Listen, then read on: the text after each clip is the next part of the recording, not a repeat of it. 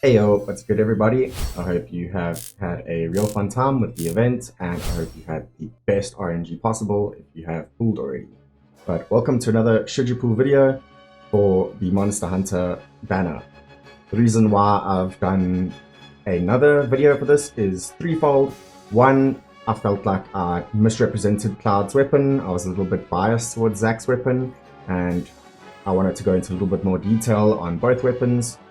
And I've also added a few little extras to my Should You Pool format, so I have that as well. Yeah, going a little bit more in depth. So some of the stuff that I mentioned in the first video will be repeated here, but there's a lot more that I'm covering here, so hopefully you find it useful. If you haven't pulled yet, hopefully this will help you decide. So we got the new banner, it's weapons and outfits for Cloud and Zack. The Glavenus sword for Cloud and Zinogre blade for Zack, with the Glavenus armor and Zinogre armor. And of course, if you have any of these goodies, then you can farm the event easier, get more event rewards. So, Glavenus armor for Cloud gives him boost physical attack and physical ability mastery. Looks pretty cool. Nothing too special here, except that the physical ability mastery, as I mentioned, is different to physical ability potency. So you can max out physical ability potency and this will stack with it, so you can get even more physical ability damage. The Zinogre armor for Zack brings him into the physical lightning DPS class with boost physical ability potency and 11 blade arcanum, giving him that juicy lightning ability damage. Take a look at the weapons. Cloud's Glavenus sword. This weapon has the newest, highest physical attack stats in the game. Very nice. It has a dedicated R ability for boost HP, and it has boost physical ability potency for a total of 101 R ability points. It has attack boost for fire, which is nice, and a circle sigil boost, and its command ability is 850% non-elemental, lowers the enemy's physical defense, and raises Cloud's physical attack. Zack's weapon, Zinogre blade, has the 4th best physical attack stat in the game with things like Murasame, and it has only a total of 70 R ability points with boost physical attack and lightning potency.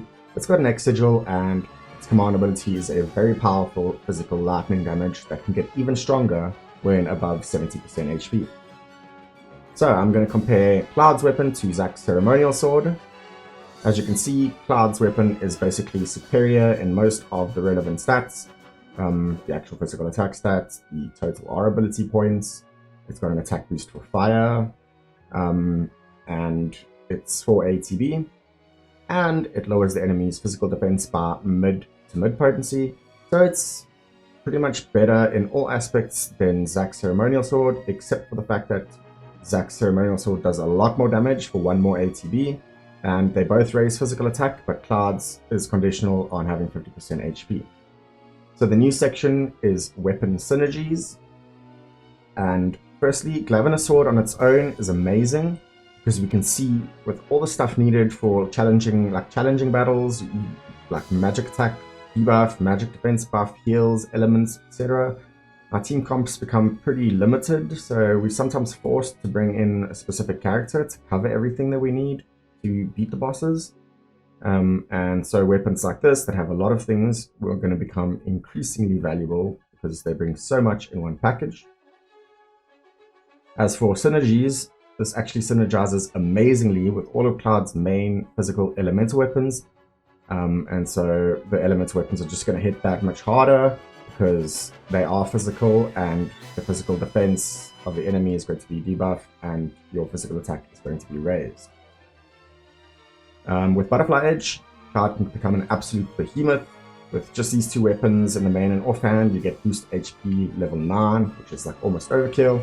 And if you're lucky enough to have Zidane's sword and this weapon maxed out, with just them in the primary slots, you get straight up max physical ability potency.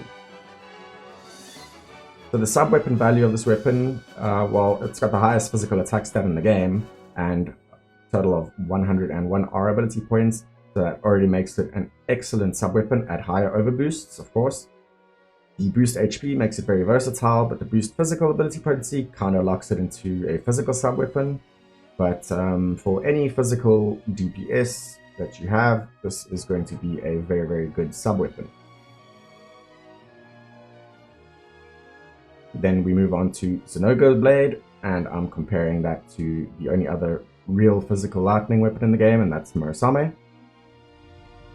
So they have the same physical attack stat. Murasame has more total R ability points. They both have sigils, and the main difference is that Zack's weapon has a much stronger command ability that can get even stronger above 70% HP.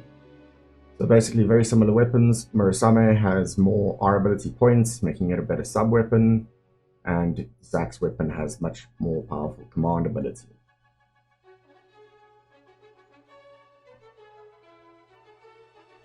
For weapon synergies for Zack, well, its main attraction of this weapon, honestly, is its very high elemental damage potential. That's about it when it's on its own, but it does have great synergy with Twinkling Star or Cutlass because their physical defense debuffs. Because of that, it can hit extremely hard if the enemy's physical defense can be debuffed, and especially if the enemy is weak to lightning damage. And then the synergy with Ceremonial Sword is fantastic too. With just these two weapons maxed out, in the main hands and off hands, you get maximum boost physical attack, which honestly isn't that big a deal, but the boost physical attack you get from Ceremonial Sword specifically is really good, because then you can hit like an absolute truck with above 70% HP, and if the enemy is weak to lightning. In terms of sub-weapon value, we don't really want to talk about that. Okay, but really it is quite depressing. This weapon only has a total of 70 R ability points, which is the lowest of the gacha weapons.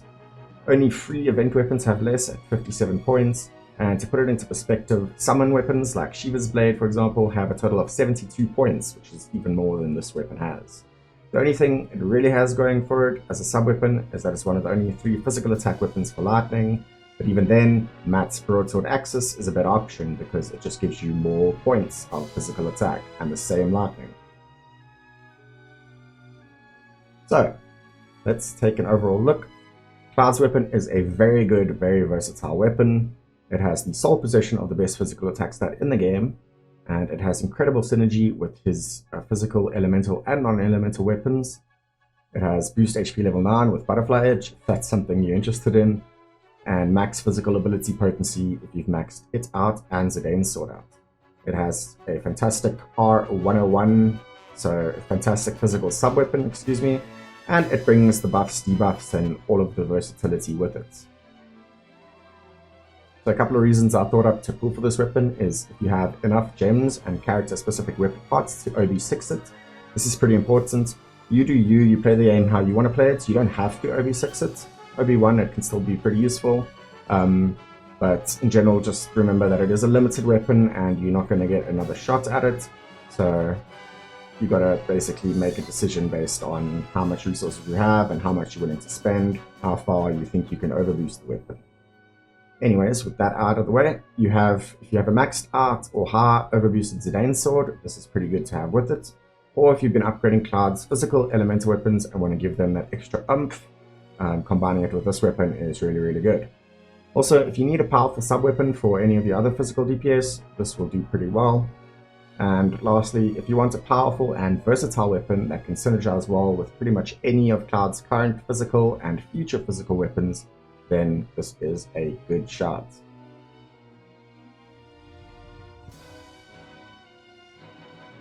Moving on to Zack's weapon, it is an overall solid weapon.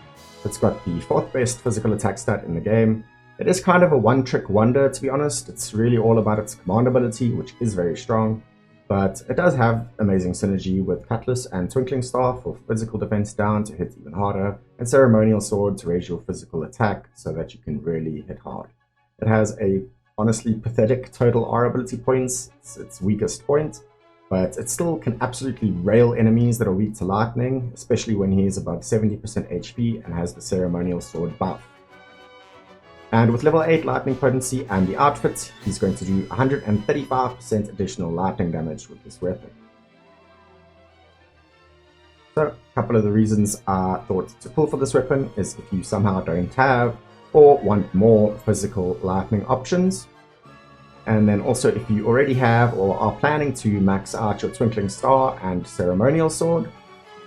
Also, if you use Zack a lot, this is a good weapon because it's a bad sub-weapon, so you're going to want to use it actually as a main weapon. So if you use Zack a lot, it's pretty good. And if you're planning to pull for his outfit, it's obviously going to be great as well. And then finally, you know, if you just want the most powerful single target lightning weapon at the moment, this trumps Murasame, so you want to grab it. My final thoughts for this banner is that neither weapons are a must pull, but Cloud's weapon is actually much more versatile and synergizes really well with his current and future weapons. It's much better than I gave it credit for in my previous video. Zack's weapon only really does the one thing, the strong command ability, but it does that thing really well, especially when combined with other buffs and debuffs. So in general, I would say make a decision based on what you already have and how much resources you have and or are willing to invest, especially, you know, considering that it is a limited banner. So if you can't get it as high as you would like to, then it's probably best to skip it entirely. I'm probably going to pull, and that's it. Thank you so much for watching. Hopefully that helped you out. If you enjoyed, please do like, subscribe, and share. Comment too. Alrighty, see ya.